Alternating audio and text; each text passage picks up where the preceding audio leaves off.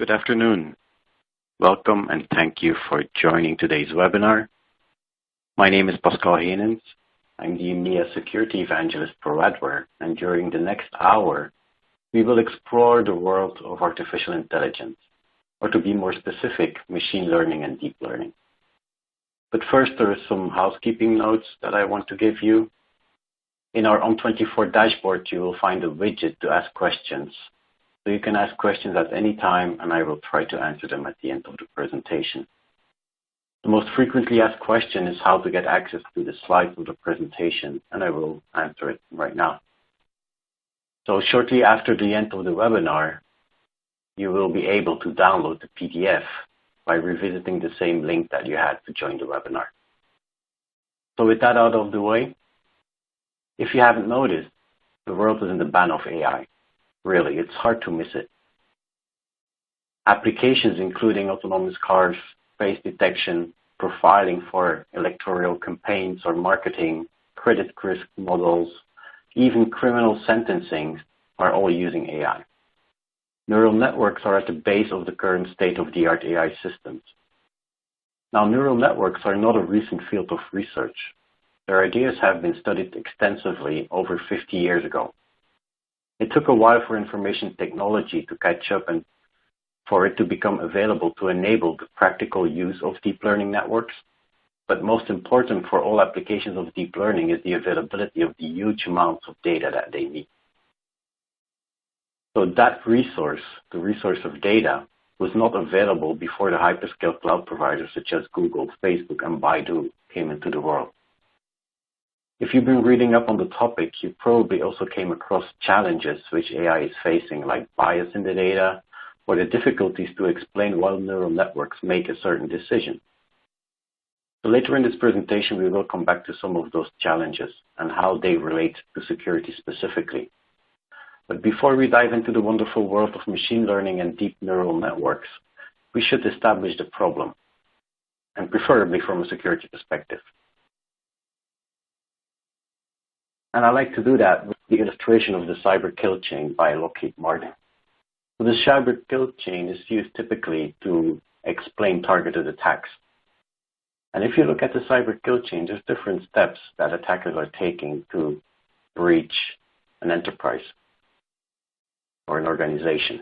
And the first step is preparation. So they will try to find or discover what kind of services you have available in the network.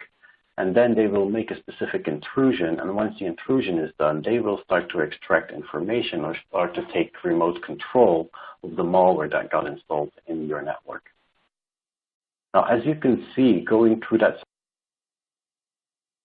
opportunities to detect and block attacks before they can actually cause damage.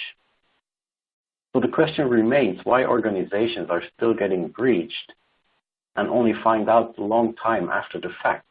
Sometimes by accident, sometimes because they get ransomed by the information that got extracted by the hackers. And for me, there's mainly two reasons for that. First reason is not enough events or visibility. So you cannot see the actual breach happening. You didn't. What you cannot see, you cannot detect. And the second reason is too many events. You cannot sift through all those events to find the actual important event that led to the breach. Now, security is all about minimizing false positives and false negatives. The false positive is one of those events that gets raised as something malicious, but actually it isn't. It is good traffic that came out as an event that the detection system thought was an attack. So it's actually a waste of time to investigate those events. On the other hand, the false negative is something that was not detected, something that is malicious traffic entering your network, but was actually never detected as malicious traffic. It was led through by the system, which was thinking that it was good traffic. So you probably understand why it's important to minimize false negatives. And on the other hand, it is also important to keep the number of false positives to a low rate, because the number of incidents the SOC can investigate is limited. Now, false negatives and false positives are pretty much related to each other. And here you see them depicted in a curve, where at the x-axis you have the sensitivity of the detection. And the more sensitivity you have in the detection, the more false negatives, or better, the less false negatives you will have, and the more attacks you will detect. But at the same time, you will have a high rate of false positives. Compare this with a deny all rule in a firewall policy. Now imagine an allow all rule in a firewall policy. There will be zero false positives. It's a great situation, but at the same time, you will have an enormous amount of false negatives. So everything that passes through your firewall will result in false negatives, because you will never catch the malicious traffic that goes through the firewall. So the idea is to find a good middle ground for sensitivity so that you minimize the false positives, and at the same time, you minimize as much as possible the false negatives. Now, there is a way to lower the line of false negatives, and it's called using a negative security model. A negative security model can be, for example, by using signatures, detection signatures. So by using detection signatures of known vulnerabilities and known attacks, you are able to bring down the line of false negatives, because everything that you detect that matches the traffic will be an actual attack. So you bring down this line, and also you bring down the sensitivity of the detection so that you will have less false positives. But even in doing so, there's still false positives that will come out of the system. And security threats are growing faster than our security teams and our budgets can keep up. At the same time, also on the market, there's a huge shortage of talent. Also, there's a paradox. We have dozens and dozens of security products in our network, and they're all spitting out events. And that proliferation of data makes it actually harder to detect and investigate threats. So there's a real need for automation.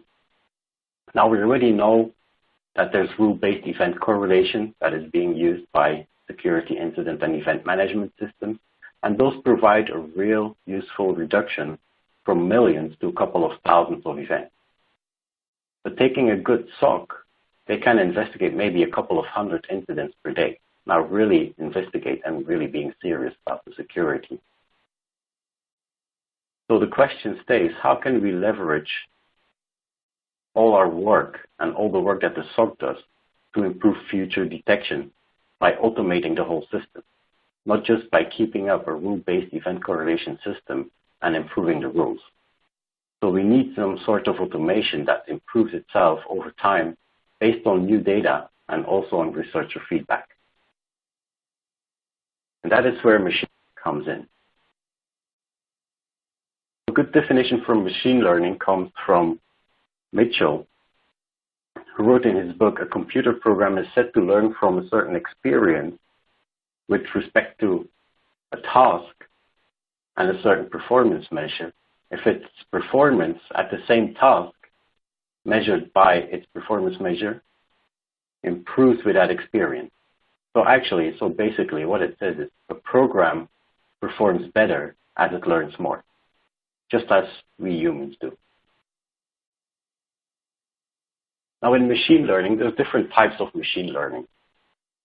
It's important to make the classification and to have a base understanding of what the different types of machine learning are.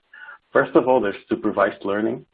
And supervised learning uses a set of training data which have labels, means correct responses. So you have the input data and you already know the output. And then you will construct an algorithm that generalizes and makes sure to respond correctly to all possible inputs, even for inputs that were not in your initial training data. Unsupervised learning, on the other hand, finds the hidden structure in data when it's not labeled. So that is data where you know the input, but you don't know the output. And you ask the algorithm to actually find a structure between the different inputs and bring them together in classes. So the algorithm will actually identify similarities between inputs. Then there's also reinforcement learning, where you have no need for training sets, no labeled data is required, and the model will learn as it goes by trial and error. We also refer to this sometimes as learning with a critic, because a critic is scoring the answer, but he's not suggesting any improvement. He's just saying that it's good or bad. And the system will then learn by this good or bad and try another way, try to find a better way to solve the problem. And then lastly, there's evolutionary learning, which is based on the biological evolution, the fact that organisms are adapting to improve their survival rate. So pretty much survival of the fittest. So those can be seen as algorithms that improve their fitness to solve a problem based on evaluating the algorithm and seeing if it's better or not, making small changes, small adaptations going forward, and try to make it better overall at solving the problem. Now, during this discussion, we will talk mainly about supervised and unsupervised learning, but know that there is also reinforcement and evolutionary learning in machine learning. And we can also classify machine learning by type of desired output. So there's machine learning used for classification, and the idea here is that you have input data, labeled input data, that needs to be classified in a couple of classes. The model will then, after it being trained and learned, it will be used to assign inputs that it's never seen before to one or more of those classes. Since it's labeled input data, this will typically be used by supervised learning. There's also regression, which is much or less like classification. However, the output is continuous. So that means that the output can take any real value, not just a discrete number of classes that we assign in the input. And this is called supervised learning. And this is also a form of supervised learning. And then there's clustering. And clustering is actually having unlabeled data, and you don't know the groups. You just want the system itself to figure out and try to classify data as good as possible in groups that are not known beforehand. So this is a typical example of unsupervised learning. Now there's many phases to machine learning. And here on this chart, you see a chart here from the Azure Machine Learning Studio. And on the left side, you see all the different machine learning algorithms, like for what algorithms exist for classification or for clustering, for regression. And you see that there's a whole lot of them. So there's a lot of theory and a lot of algorithms behind machine learning that can be used. And neural networks, which is the base of AI, or the AI systems that we see so much in use today, is actually just one of those machine learning algorithms that are out there. Now, neural networks, as I said, is one of those classes in machine learning. And while some people try to say that they are working like brains or learning like humans, they're actually not really based on ideas on how the brain works. They're actually loosely inspired on the brain, but they're not so close to what the biological brain does. And when you look at them and when you learn about them, you will see that they're actually much more closer to curve fitting and optimizing cost functions, like we do in regression analysis, than they are to a human brain. Now, the end problem that a neural network is trying to solve is to reduce the global error of the output based on known expected outputs from inputs. So you feed them input data, you already know from that data the outputs. And what the system will do is test its output that it calculated against the output that is expected, and it will have a certain error. And the idea is to minimize, globally minimize the error between the expected output and the output that came out of the system, and do that for the whole training set of data that you have in the network. And the end goal is that when you feed it new information on the input, it will give a good approximation or a good prediction of what that information, or better, what the output would be. Now, to better appreciate the challenges that we will talk about from deep learning systems, it's interesting to, or better, it's good to know the concepts behind neural networks. The concepts are actually not that hard. So we already established that the objective of neural network is to minimize some measure of an error for all the samples that you have in your training data. So we will actually look at optimization algorithms that will adjust weights, which is like the configuration parameters, or the parameters of a neural network. One of the most common learning algorithms that we will use to adjust those weights is called gradient descent. And if you look at the picture, on the left top picture, you see a perceptron. And a perceptron is like one node in a neural network. And that one node is not very sophisticated. It actually has a number of inputs coming from an input vector, which is noted by Z. And it also has weights. So, and the input to the perceptron is actually the weighted sum of the input, and then it will go through a function. And that function we call an activation function. Looking at the right picture, you see different kinds of activation functions. It can be a linear function, but the most popular one that's in use is the sigmoid function, the one bottom left in the activation function diagram. So the inputs, or the weighted inputs that you get, the sum of the weighted inputs, is put against that sigmoid function, and that will establish the output. So the output that will come out of that perceptron will be found through mapping that curve.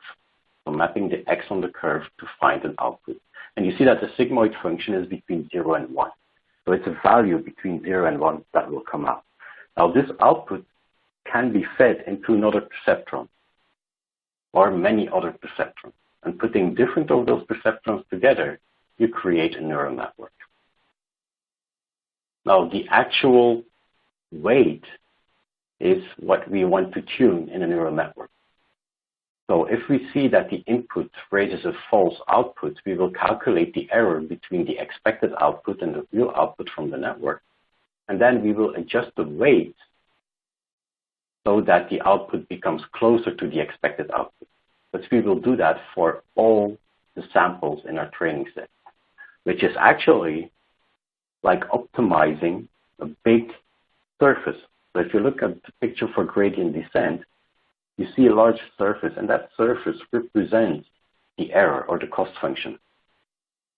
Now, the whole idea behind neural networks is just to mathematically find the most optimum situation where the cost is minimum, so where the error is the smallest.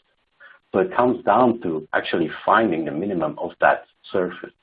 And we do that by gradient descent. It means we start at any point on the surface, and we try to go down and down until we find a minimum that is the lowest point in that chart. So enough of the concept. What a neural network is, but now what is deep learning? So on the left side, you see a simple neural network, which has an input layer that is fully connected to a hidden layer of perceptrons, which are connected through more weights to an output layer.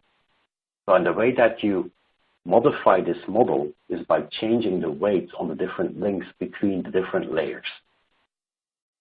Now, a deep learning neural network is taking the concept of a simple neural network and putting in more hidden layers. Now, this is just one classical example of a neural network. Neural networks can have many forms. You can have fully connected grids, or you can have circles. So there's no restriction really on the model. But the most popular model is this one with different layers, as you see depicted here. Now, closing the loop with detection algorithms and the different ways of doing machine learning, there's two ends of the whole spectrum of machine learning. We talked about neural networks and how they will use a general model and then use the training data to actually influence the behavior of that model and actually calculate the weights. And on the other end, you have the machine learning that is using more deterministic, more algorithm approach, which we are programming in code, and then we are feeding it data to provide some baseline, and the influence of the data is small compared to the code in the algorithm. So looking at the left, you have those deterministic algorithms. And an example for that could be the TCP flag distribution analysis. So you know that for TCP, there's an RFC. The RFC is the actual contract that makes the whole internet work so that foreign systems can connect to each other and can exchange information. So based on that contract, we know exactly what to expect from a communication between two hosts on the internet. So using that contract, we can build a state machine, and that state machine will go through the different steps of the TCP connection. We know that we need to start with a SYN, it will be answered by a SYN ACK, then there will be an ACK, and then there will be a lot of data. And it will end with an RST or a FIN ACK. So we can look at the distribution of the different flags in the TCP packets that are coming into our network. And if that distribution sees, for example, a lot of SYN, but not a lot of ACKs and not a lot of data, then there will be something wrong and we might be under SYN attack. So that's an example of using machine learning that is based on data, but where the code is more important than the data itself. So the code will actually influence the behavior of the algorithm. And we will put in rules and we will model our program as such that it follows the contract or the RFC, in this case, that was established beforehand. So we actually know the behavior, and we create a program to follow that behavior, and anything that does not behave as it is described in the contract is supposed to be an anomaly. Now, this is good for small amounts of traffic, I would say, or better for limited use cases, like, for example, just TCP. Now, if you look at bigger networks and you look at many different protocols, complexity is rising. And there's no human that can create a model that will, for example, model an enterprise network. Think about all the IoT devices and mobile phones and desktop computers and all the protocols that are being used on an enterprise network, and try to model it for yourself. It's nearly impossible to create a model that matches all that traffic and that would be able to deterministically find anomalies in any traffic that goes through that network. So we're actually coming into a world where it's too complex to put detection in code. So what we will do is then use the deep learning neural networks, and we will program them through data. So actually the influence on data on the behavior of the algorithm is much higher than the influence of the code was. In that case, we can look at it as coding with data instead of coding with programming rules. Now, as we do that, we will see that there are a certain number of challenges. For one, we need a lot of data to be able to have the system modeled as such that it follows a real network. And also, it will be slower to calculate and train that network before it can be useful. That's why the green arrow, depicting the ability to mitigate automatically and also the time to mitigate, is in favor of the deterministic algorithms that are based on the more traditional machine learning. While on the right side, we have that whole complexity. It's much more difficult to automate, or better to mitigate automatically. There will be false positives and there will be humans that need to inspect the outcomes of the network.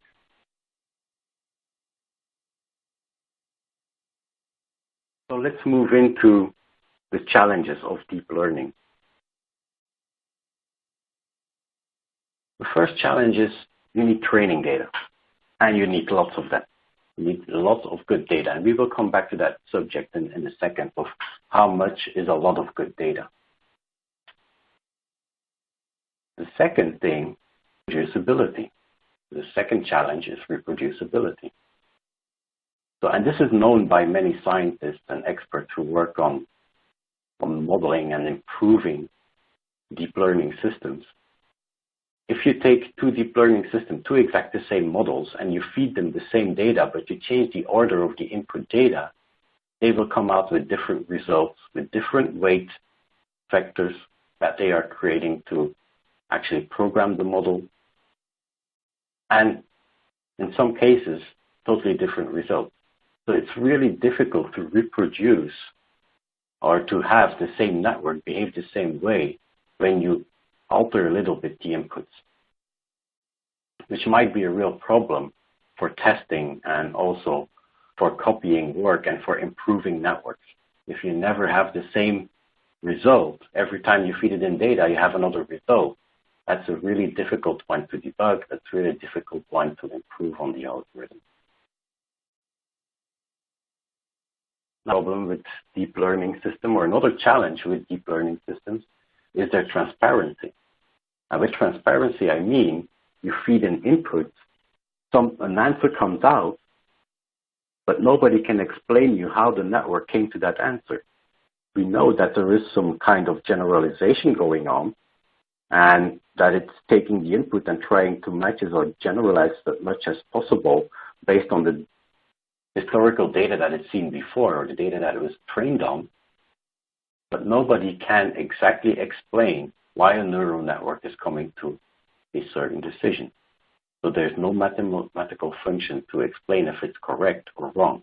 That's why typically when you look at training data, you don't only need a good amount of data to train the network, but you also need a fair amount of data to test the performance of the network and see if it behaves after training. Once you locked in the weight of the network, see what it does with the rest of the data that you know is good data, and see how much it comes close to the actual output that you're expecting.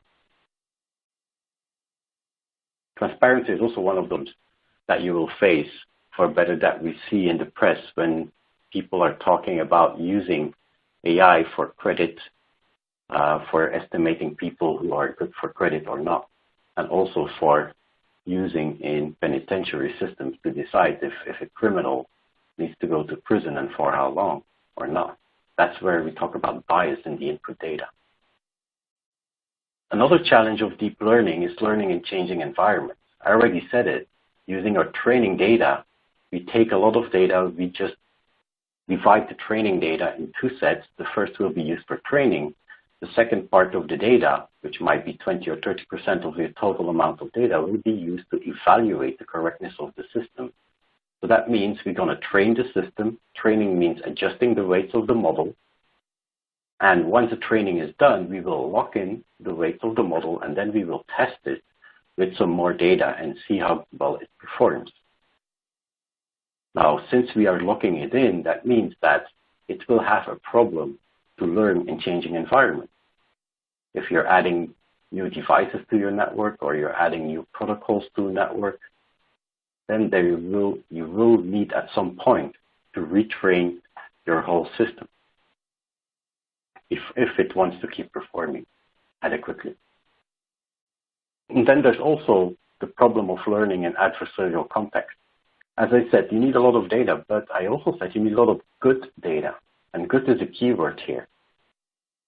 In an adversarial context, it's difficult to know which data is good and which is bad, because it might be that your network is already poisoned by attack data. And then you will actually create a bias on your model by using bad data and actually create a model that will allow bad data in production.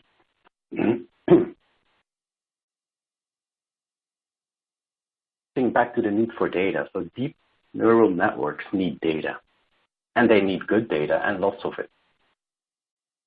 So look at those networks. You saw those different perceptrons. Each perceptron can be seen as like a little memory capacity. The larger network will have a higher learning capability. That means that they can keep more details of the data that you put in. They will generalize less. Now, performance will only be as good as the amount of data that you put in. And if that amount of data is in correspondence to the size of the network, or better, the complexity or the detail in the different data that you're putting in is in correspondence with the size of the network. Now, you also need that extra data, as I said before, to evaluate the network's performance. So when you have a bunch of data, a bunch of labeled data like images and what the images represent, if you have 1 million images, you can use 800,000 of those images to train the model, to learn the model, which means that during that time, you will show a picture to the network. It will tell you if it's a cat or a dog. And if it says it's a dog, but it should have been a cat, then you will adjust the weights in such a way that it will say that it's a cat. And you will do that for all the training data. Now, once you're done with the training, you will lock in the weights, and then you will use the 200,000 images that are left over, and then you will evaluate the performance of your network. And you will see if it works as expected. Now, the quality of your network can only be as good as the quality of the data that you put in. As we generally say, garbage in, garbage out. So if you put in bad data, don't expect your network to be some wonderful thing that will automatically result to good output. And then there might be some people, or better, there might be a way to say, okay, I don't have enough data. I need a lot more data. So why don't I synthetically generate that data? So I just take one data sample and I make some permutations on the inputs. And that way I can actually create my own data. Now, synthetically creating data is actually making correlated data. And we know from neural networks that they don't behave well if there's a correlation between data points. So it's not a good idea typically to do that. Now, to give you an idea of, or to appreciate the amount of data that is needed, on the right-hand side, you see some examples of training corpus sizes that were given by Andrew Ng, who is one of the best teachers for neural networks and who has also done a lot of research on neural networks and is now running, was at Google, was at Baidu. Now I believe he's also running autonomous cars system. And he said that for speech recognition, you need approximately 10,000 hours of audio to create an excellent speech recognition system. 10,000 hours of audio, that is the equivalent, if you would play it sequentially, of 10 years of sound. So that's one track of 10 years of sound that you need to build a good speech recognition system. For a good face recognition system, you need about 200 million images.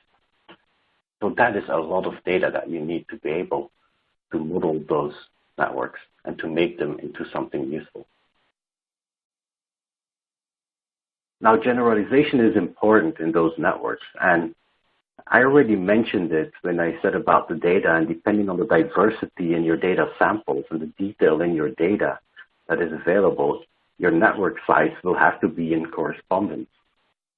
And a network that is too small will result in what we call underfitting. And a network that is too large will do overfitting. And to illustrate that, look at the right side, that's the curves on the top. So there you see graphs that are trying to depict happiness versus wealth. So how happy will you be depending on your wealth? And as you can see, the data samples on the left graph, you see data samples with a line drawn through it. So the line is actually drawn as such that it minimizes the error between all of the x's on that graph. This is what we call linear regression, something that most of you will still know from grad school. So this line approaches as much as possible all the x's. But if you compare it with the graph in the middle, you will see that the left graph, the line, which is now becoming a curve, that this curve is actually better approximating the axis, and that you have a bigger error in the left graph than in the middle graph. The left graph is as such called underfitting. Your network is not big enough, so it cannot retain enough detail, so it's generalizing too much, and you will classify certain samples as being good, while actually they are bad, or the opposite. So you cannot make good decisions based on that. But if you take the middle one, the middle graph, you see that this curve approximates very well the axis. Now compared with the right chart, you have a higher degree polynomial that is fitted across all the x's, and it goes straight through every x. That means if you have a new data point that comes in on this neural network, and it's not on the graph, it will be flagged as something bad. So it's not generalizing at all. It's actually making an exact representation of all the data and how that data should look like, but cannot make an interpretation of new data that comes in to generalize it and to make good decisions. So this is what we call overfitting. You are fitting too close to the data points, you're not generalizing. So the size of your network will be important, and that size will correspond to the detail or the diversity in the data that you're providing to your network. So it's not an easy thing to find. It's not like you can easily calculate it or you can easily find it. That's actually why people are saying that deep neural network experts are more like engineers. They're actually working on models, testing models, refining models, but they're always doing it in a trial and error. So there's not that much science behind the calculation. It's more like test and look at the performance. Now, another problem with deep neural networks, because you have your training data, and once your training is done, you lock in the weights, and then you will use that to evaluate your model with the rest of the data, and then you will start using it to actually find anomalies in your data. That also means that deep learning systems will not be good at handling dynamic environments. Whenever your environment changes, whenever your baseline changes, you need to retrain the whole model. So you need to adapt the whole model again and all the way to make sure that it takes into account the new protocols or the new devices that were added to your network. So as protocols change and devices are added or removed to the environment, the model may need retraining to stay effective. And also, as we saw how the size is corresponding with, or better, the size of the network is corresponding with the diversity of your data, as your network is growing and new applications are added to your network, that means that your model might need resizing to prevent underfitting. So it might mean that you need to grow your network to perform as well as it did before. Now, one remark about data and about changing environments is honeypots. So honeypots can provide a great source of training data because we know that all the data, everything that comes into a honeypot, every event from a honeypot can undeniably be labeled as bad. So there you have a good source of labeled training data that you can say that these events are all bad. So you can train your model not only with the data that you have from your baselines, what you expect to be good data in your network or good traffic, but you can also add on to that the data or traffic from honeypots with a label that is bad, which helps in improving the performance of your neural network. Now, of course, whenever you have a detection method, there's always bad guys who will be able to attack those systems. And also deep neural networks can be attacked. And two of the most important attacks that we already know about, one is raising the noise floor, which is like poisoning your training data and ensuring that the model is recalibrated as such that it thinks that bad data is actually good data. So there are already studies going on in adversarial machine learning, or better, learning in the presence of adversaries, because that's a really important aspect if you want to learn in a real-life environment. If you put a sensor in your network and you see data coming in, you cannot be sure that there's no bad data coming into that sensor. So how can you make the difference between good and bad? And if you're baselining on the current data in your network, you don't know if you were already infected, and the baseline might include bad data, which will actually allow bad things to happen in your network. That is what it makes so difficult to actually make mitigation or block attacks based on data that you're using in, or better, appliances that you're using that are learning from existing data. Now, a second attack, which are more specific to deep neural networks, is at what we call adversarial attacks. And in adversarial attacks, small perturbations in the input can create a wrong classification, so can create a different output. Now, there are studies to make deep learning models more resistant to adversarial attacks, but I did not see a definitive answer yet of something that is really resistant to those kinds of attacks. Now, to illustrate what we mean with adversarial attacks, an example from the visual field. where you have on the left side, you have a photograph of a sports car. So, and when you give that photograph to a neural network, it will classify it as a sports car. Now we will add a perturbation, which is the middle image. So the middle image is attacking noise. You add that to the original image, and the resulting image on the right side, as a human, we can still see that this is a sports car. But if you give this to the neural network that they were attacking, this right-hand image was classified as a toaster. So with that perturbation on top of the original image, the classification of the network went from a sports car to a toaster. And the same with the images in the bottom. On the left side, you have the image of Sylvester Stallone that was correctly classified as Sylvester Stallone. However, you add some adversarial noise to the image to the human eye looks exactly or almost the same as the image on the left, but the right side image was classified as Keanu Reeves. Another that is more talking is that some experiment that some people did in adversarial attacks for image recognition from cars, from autonomous cars. So you see a bunch of stop signs, and typically a car is trained as such that it will identify this as a stop sign, so it knows that it needs to stop. Now you see some stickers on those stop signs, and those stickers are colored and placed in very specific places so that they cause perturbations in the input that are an adversarial attack. And when an autonomous car sees this image of a stop sign, it will misclassify the stop sign at a speed limit of 45. So instead of stopping, the car might be slowing down or actually speeding up to 45 and just drive straight through the stop sign.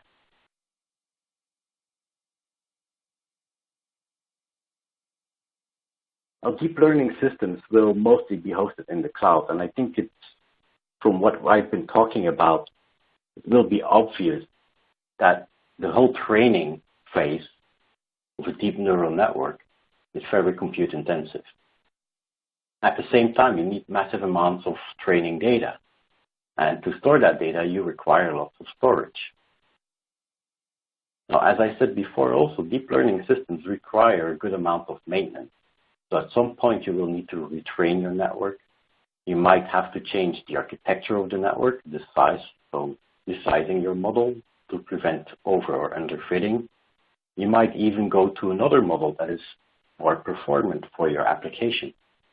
You might also have to tune the learning application, or better, the learning algorithm, so the way that your system is tuned based on the input data or the learning data. And you also can try to add some algorithms to actually make the learning resistant against attacks. So there's a lot of maintenance to be done by actual humans, so by experts in the domain. So maintaining good performance can only be done with humans, and models can be trained in the cloud. So you would say that, yeah, I have my iPhone that can recognize, that can use AI to recognize images or classify images, or it can be used to do speech recognition, and that is all running on a mobile phone. Yeah, that can be done, but the actual training of the model will typically happen in the cloud, and then you will copy that model onto a constrained device. And copying that model is actually just copying the weights, because remember, what you're actually doing, you have a generic model, and it's just tuning the weights in such a way that you minimize the error between the expected output and the real output. So just copying the weights over from the model in the cloud into an identical model that's running in software or that is running in an ASIC on your device will actually give you the same capabilities in your device. However, when the model needs to be retrained, or when the environment is changing, you need to go back to the cloud, retrain the model, calculate the weights again, and then recopy the weights into the software and silicon on the constrained device. Now, on-prem security could work in the same way, but they can also leverage results from deep neural network analytics that is being done in the cloud through communication, what we call threat intelligence feeds. So something in the cloud is calculating what are the anomalies and then sends out the result of the calculation, so the anomalies itself, through threat intelligence feeds, that can be investigated by your security experts, or it can be fed directly into a device for doing mitigation. So you can have like a dynamic on-prem security device that takes intelligence feeds and puts in signatures or IP addresses, blacklists, based on that feed that results from a deep neural network that is running in the cloud.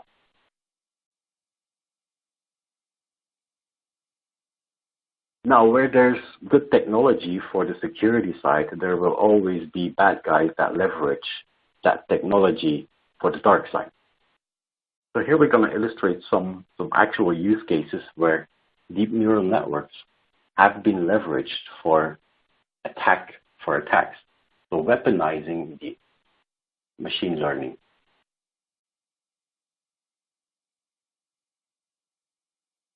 So going through 3 use cases here. So the first one is creating increasingly evasive malware.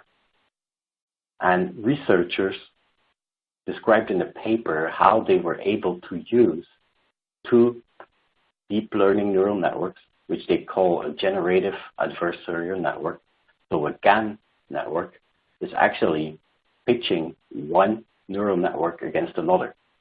So you have one neural network that is built to detect malware, and on the other side, you will have a neural network that is built to actually create evasive malware. And the evasive malware creation deep neural network will be tuned and trained as such that the malware detection neural network will not be able to find, or better to detect, that it is malware that it's feeding in. So by putting those 2 against each other, by pitching the 2 neural networks against each other, you can build a model that is able to create malware that will never be detected by traditional antivirus or even neural network or AI-based detection methods for malware detection. Another example is hive nets or swarm bots. And this was raised by Fortinet in an article on cyber attacks and what they expect to see in cyber attacks in 2018. And actually, there was already a botnet out there, which is called BrickerBot, which we detected in 2017. And BrickerBot is an autonomous botnet, meaning that typically when you have a botnet, botnets will be malware that are working together. But working together means that they have a general, they have a central command and control server, as we call them, and they all connect to that central command and control server, and a hacker that is commanding the botnet of different devices, he will put instructions in that command and control net, and all the bots will execute those instructions in sync.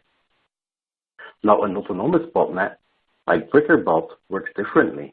BrickerBot has actually a number of devices, a number of malwares, or better devices, IoT devices that were infected with malware, and those devices were not connecting to a command and control server to perform action. What they did was actually listen on the internet, on their port, on their incoming port, for attacks from other botnets. And if they saw that somebody was trying to abuse a vulnerability to try to get access to that IoT device, BrickerBot would detect that abuse, and he will attack the source IP and try to destroy that source IP address, which was the attacking and supposedly infected IoT device.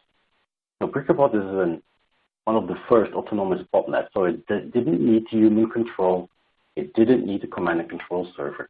Now take that further and make those botnets smart and self-learning and have them come together in what we call hive nets or swarm bots. This is technology that has actually been used for drones by Department of Defense to create swarms of drones that work together to solve a problem, to attack a certain target.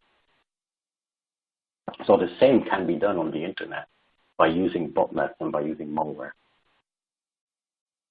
Now another example, and that's probably the most actual example right now, and the one that can be used in real attack scenarios, which is spear phishing at scale. As you know, for spear phishing, you would typically what you do in phishing is an email that comes in and that tries to trick you in clicking on the attachment. And then when the attachment is opened in Word or in Excel, it will try to trick you into clicking the OK button so that you are executing the scripts that are embedded in the Excel, and that will download and install a malware. Now, spear phishing attack is the same as phishing, but in spear phishing, the attacker will actually look at the enterprise he's trying to attack. He will gather information about the projects that are ongoing for this enterprise, because this is all public information. We all have to put down our numbers every quarter, and we have to give a statement for the investors about what we're working on, what we're thinking about for the future. So all the most important projects and the things that are being discussed between a CFO and a CEO are available publicly. So any person that uses that information can find project names and things that are bothering the CEO and the CFO. And he can craft an email coming from the CEO to the CEO, from the CFO to the CEO, and try to trick the CEO to click on an attachment with the name of one of the projects that they're working on. This works very effectively. Same for like people in logistics. If you're working in logistics, you probably get a couple of dozen emails per day from DHL with invoicing or with shipping requirements. So if you can find the logistics person inside a company, you can send them an email from DHL and say invoice attached. And most probably this PDF will be opened by the person who gets the email without thinking further. So using natural language processing from AI, they can actually go through lots of those documents that are publicly available and gather information on subjects of certain companies. So actually making spear phishing something that can be abused at scale. And in a few minutes, we will talk about a real use case and an example that has been where it really demonstrates that AI can be used to do spear phishing at a higher scale than humans can do it. Another example, breaking CAPTCHA. You know, those annoying questions before you get access to a website, and that's actually to block robots, to block scripts, because we all know that bots, so robots, there are good bots and there are bad bots. So the good bots are coming to your website, trying to get information, index it, and crawl your web pages to add to search engines so that people can find your website and can easily find you. So search engines. But on the other side, you also have bots that come to your online shop and try to take inventory, keep it in the shopping cart, and never check out. And they do that continuously, thousands and thousands of bots at the same time. So those bots you really want to keep out of your network. So a very important part of protecting online websites is about finding the good and bad bots. And first of all, identifying bots versus humans. So for this, people invented CAPTCHAs, something that only humans can solve. So and CAPTCHAs worked well for a while, although they are very annoying. I don't really like them. But since the start of machine learning, with traditional machine learning in 2012, it was already possible to break reCAPTCHA with 80% accuracy. Of course, reCAPTCHA technology improved until what it is today. But in 2016, during Black Hat Asia, there were a couple of hackers that demonstrated a neural network, a deep neural network that they built that can break Google reCAPTCHA with 98% accuracy, meaning that they actually do it better than a human can do. We are annoyed by these things, and half of the time I actually miss the reCAPTCHA. That robot can do it with 98% accuracy. So most of the time he will get it right. Another application on the bad side for deep neural networks is Snapper. So Snapper was an experiment done by a couple of hackers and demonstrated at Black Hat 2016, where they tried to demonstrate automated spear phishing through Twitter. So Twitter is a very convenient platform because they provide a good API to be able to send tweets out and get information from. So this is like a man versus machine test that they ran, and they did a 2-hour bake-off between an automated system, which was built on AI technology, and a Forbes staff writer, which is called Thomas Fox Brewster. So in that 2-hour bake-off, the human side, so the Forbes staff writer, was able to create 200 tweets and send like 1.67 tweets per minute.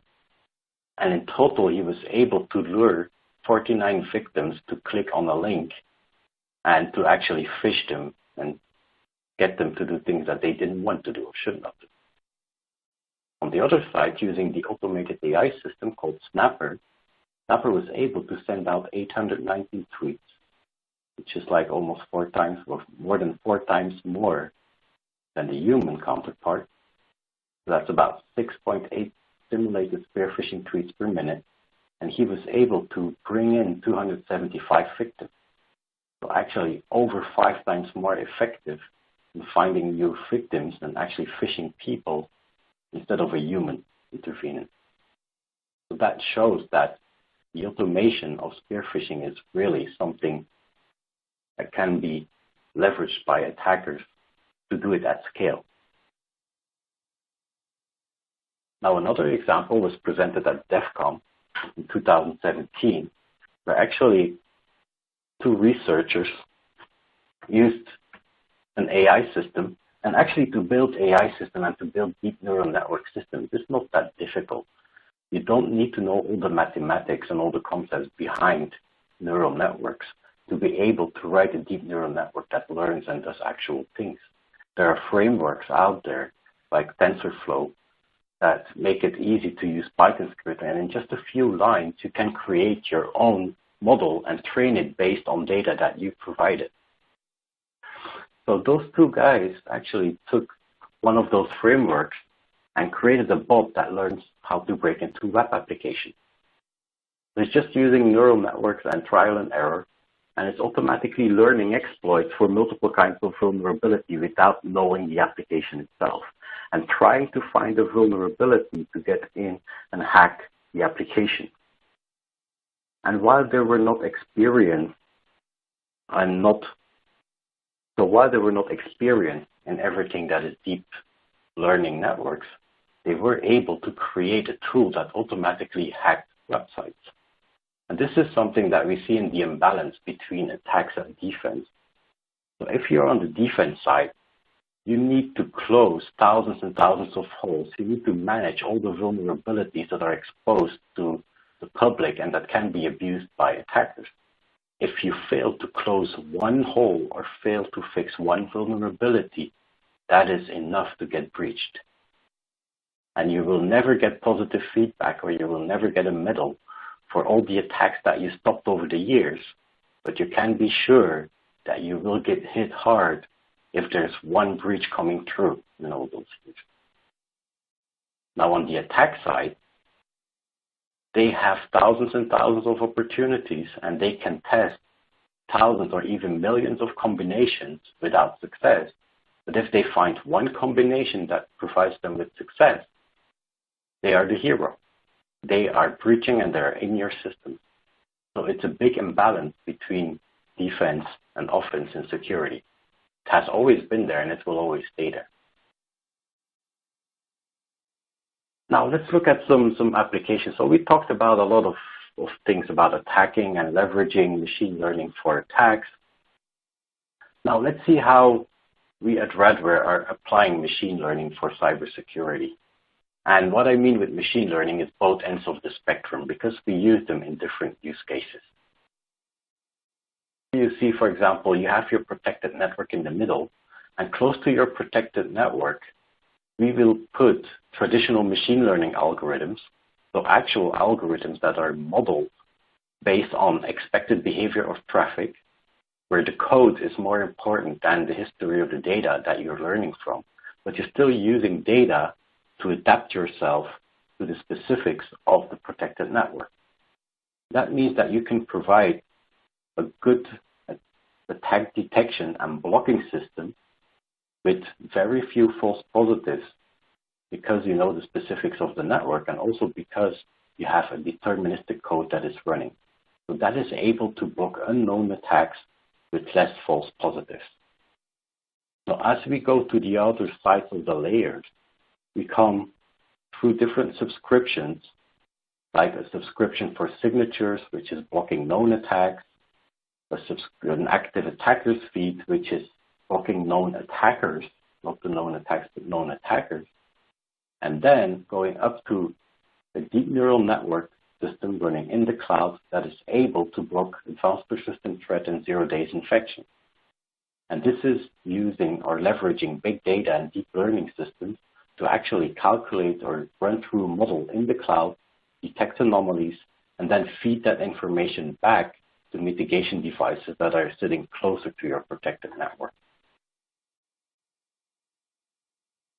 We actually constructed a whole cybersecurity ecosystem that has lots of similarity with the SDN, software-defined networking system. And if we go through that, we have the data plane where we have our defense systems, our actual physical and virtual appliances, our network detection devices, and also cloud delivery if you have applications in the cloud that do the actual defense or the actual blocking and mitigation, leveraging traditional machine learning, the more deterministic systems.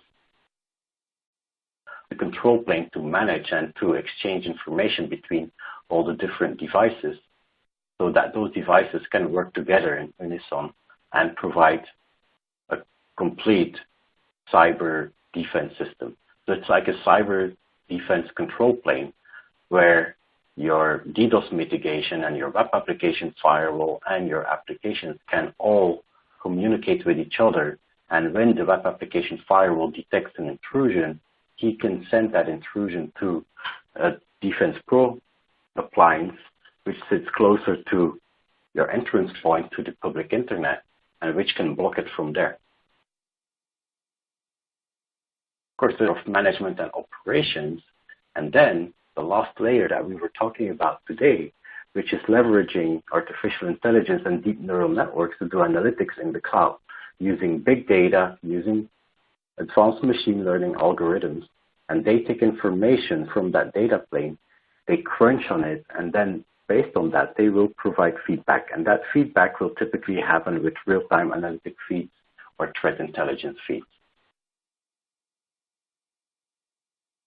So we're at the top of the hour, and it's time for summarizing what we have been talking about and also looking ahead, because we still have some data left open. So traditional machine learning systems have been defending on networks for quite some time already. That means the deterministic systems that we use in our devices that do baselining and that adapt themselves based on the specifics of the data or the traffic that goes into your network, but is not dominantly programmed by data itself. However, attackers are maturing and the attacks are getting more complex every day. So detecting and stopping future attacks will require innovation. Our current systems and our current algorithms are not good enough to stop whatever future complexity will be thrown at us from the attack side, especially when they start to leverage deep learning technology themselves to create those attacks. So, and I believe that this innovation will be based on deep learning technology. Now, deep learning systems have their challenges, as we saw during the presentation. They cannot perform completely autonomously. Also important to note is that the theory behind today's neural networks originates from the 60s. So the question stays, if you want to achieve the ultimate goal of fully autonomous cyber defense systems, and we want to do it based on dynamic or better deep learning systems, will we need another breakthrough in machine learning, or will small incremental advancements to overcome all the challenges that we talked about be enough? We don't know yet, but what I do know is that this technology allows us actually to keep ahead of the attackers, and this technology is what we need to actually be able to detect future attacks. So I'm pretty convinced that this technology will stay and will mature and will be used for securing our systems in the future. So with that, I'd like for your attention and for staying with us. And before we go, and I'm sorry for running over so much. It's already 5 past top of the hour. But I still want to address or take a couple of questions. Let me take a couple of them, let me look at them and try to address them. And other questions that I cannot address at this moment, excuse me for it, and I will try to get back to you by email. Let's see a first question here from Bill that asks, does the adoption of AI and machine learning add additional complexity to security management? Well, it depends. If you want to run and maintain your own AI or deep learning capability, yes, it will. You will need the expertise, you will need the people. You also need the storage and the compute, so you will need a fairly large data center because we're talking about big data and major computing power. Also, the results of those learning systems cannot be just taken for granted. So retraining, recalibration, resizing of deep learning neural networks might be needed as your environment is changing and growing. So if you rely on deep learning in the cloud, however, you can consider this as a managed service and you become a consumer of just intelligence feeds and information. And you can use it, you can actually use it as actionable information in mitigation devices. So you can see it as mitigation based on intelligence that comes from a cloud in an automated fashion. And for you, it will be hands-off, but of course there will be humans and there will be experts in the cloud that are continuously maintaining that deep learning system and that are continuously tuning it and making sure that it performs well for the goal at hand. So another question here from Alex. Does the answer to making sense of security alerts sit with machines, particular machine learning, rather than human operators? And this is a good question because whenever you talk about AI, people tend to also talk about, will automation replace us or will AI make us redundant?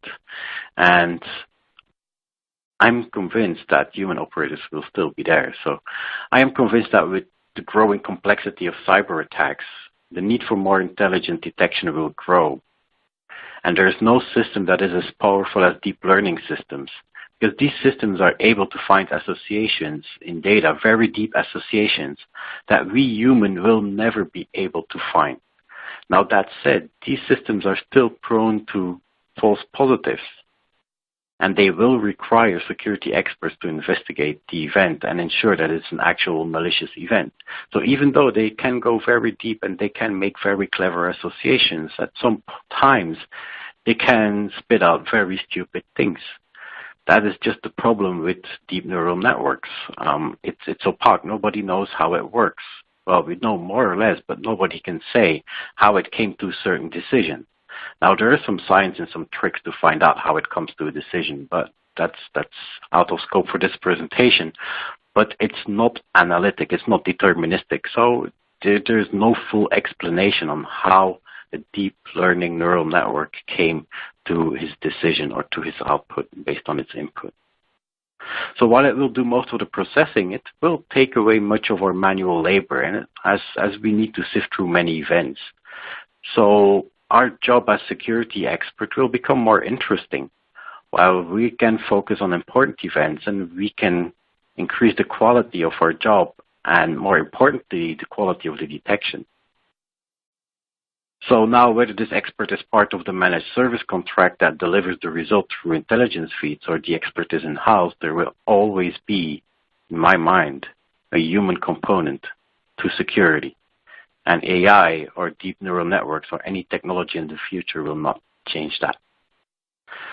Okay, so we've run over by 5 minutes. Let me thank you for joining us today and sticking with me for far longer than expected. I hope it was interesting and useful. Thank you again, and I hope to see you in a future webinar. Bye-bye.